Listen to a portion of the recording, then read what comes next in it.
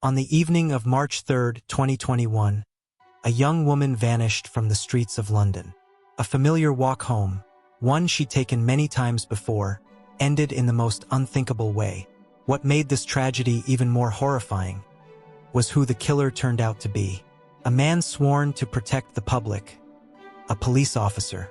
This is the disturbing, tragic story of Sarah Everard, a name that would ignite a nationwide reckoning on women's safety and police accountability in the United Kingdom. And as we unravel the details of this heartbreaking case, subscribe to this channel and turn on the notification bell so you never miss a true crime story that matters. It was a chilly Wednesday night in South London. Sarah Everard, a 33-year-old marketing executive originally from York, left her friend's house in Clapham at around 9 p.m. She called her boyfriend, chatting for roughly 15 minutes as she made her way home. Sarah was known by loved ones as thoughtful, intelligent, and full of warmth. She loved music festivals, hiking, and spending weekends with her friends. Those who knew her described her as the kind of person you could rely on, kind-hearted, ambitious, and endlessly considerate. On that night, Sarah was cautious. She wore bright clothes, stuck to well-lit streets, and stayed on the phone. It was a familiar route, but one that would tragically become her last. At around 9:30 p.m., CCTV cameras captured Sarah walking along Pointers Road, a busy stretch near Clapham Common. It would be the final sighting of her alive. When Sarah didn't return home and failed to attend work the next morning, concern quickly turned into alarm. Her boyfriend tried repeatedly to reach her phone, to no avail. By March 4th, a missing person report was filed, and an urgent search operation was launched. Police scoured nearby parks, streets, and waterways. Posters appeared on every street corner, while social media campaigns spread her face and story across the country. Sarah's disappearance felt personal to many. It tapped into a deep, collective fear experienced by countless women, that no matter how cautious or vigilant you are, danger can still strike in the most ordinary of moments. As investigators reviewed hours of CCTV, vehicle tracking, and phone data, they made a breakthrough. A London bus dashcam had captured footage of Sarah standing beside a man next to a white car on Pointers Road. That vehicle, a white Vauxhall Astra, was traced to Wayne Couzens, a 48-year-old armed Metropolitan Police officer.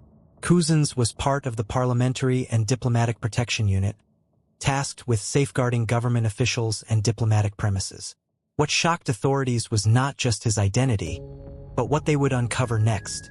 Couzens was arrested at his home in Deal, Kent, on March 9, 2021.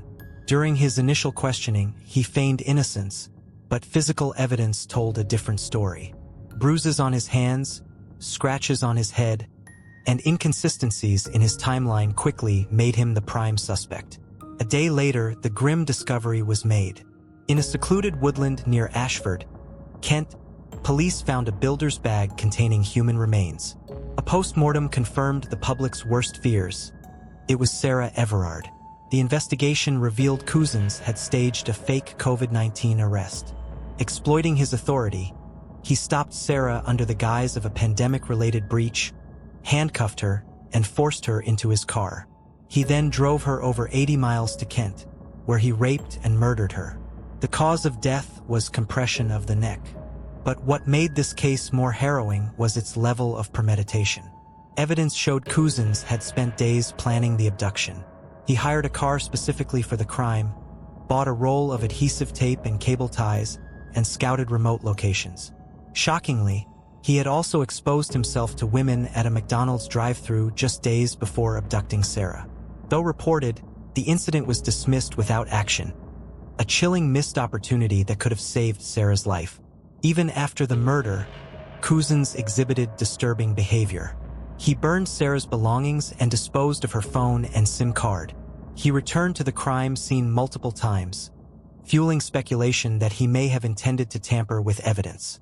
In September 2021, Couzens pleaded guilty to kidnapping, rape, and murder. During sentencing, the judge condemned his crime as devastating, tragic, and entirely brutal. Couzens received a whole life order, a rare sentence reserved for the UK's most heinous criminals. He would spend the rest of his life behind bars with no possibility of release. The judge emphasized that Couzens' abuse of his police powers fundamentally betrayed public trust and safety, compounding the horror of the crime. The murder of Sarah Everard sent shockwaves across the UK.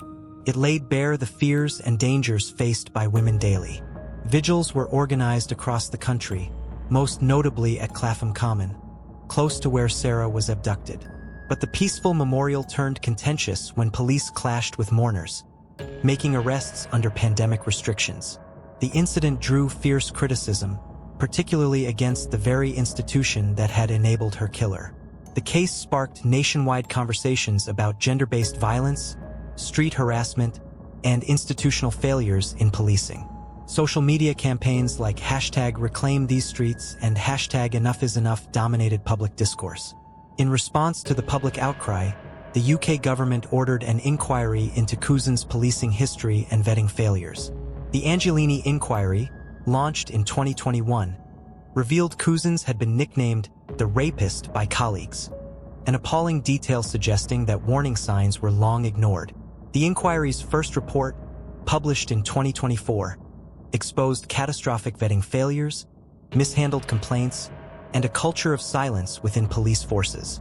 Among its recommendations were mandatory vetting reviews, automatic investigations into misconduct allegations, and systemic reforms to protect women both within and outside police ranks. Sarah Everard's death became more than a tragedy. It became a symbol of unspoken fears, institutional neglect, and the urgent need for change. Though nothing can reverse the horror of what happened, Sarah's story continues to drive legislative reforms, awareness campaigns, and conversations that must never fade.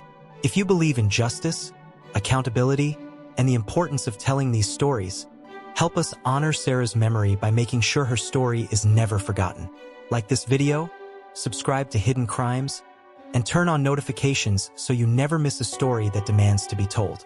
Because behind every headline is a life, and every life deserves to be remembered.